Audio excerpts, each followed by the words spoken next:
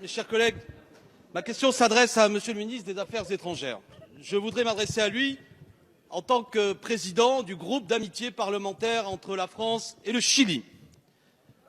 Nous le savons tous, depuis quelques jours, une grande protestation populaire, légitime, s'opposant une nouvelle fois à l'augmentation du prix de tickets de métro, a déclenché dans le pays de nombreuses manifestations dans de nombreuses villes et qui a entraîné une réponse de la part du président du Chili, M. Sébastien Piñera, disproportionnée, insupportable, puisqu'il a fait appel à l'armée qui a tiré sur les manifestants. À l'heure où je vous parle, 11 morts ont déjà eu lieu, 2151 personnes ont été arrêtées.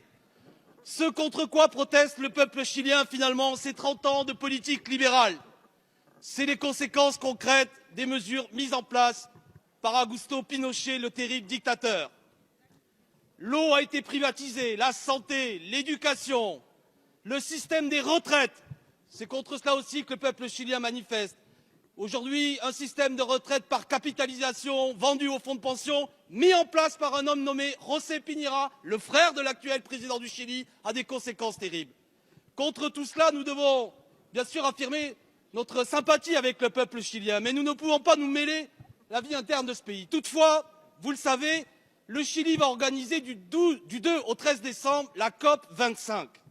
Monsieur le ministre des Affaires étrangères, on ne peut pas parler écologie en même temps qu'un gouvernement fait tirer sur son peuple.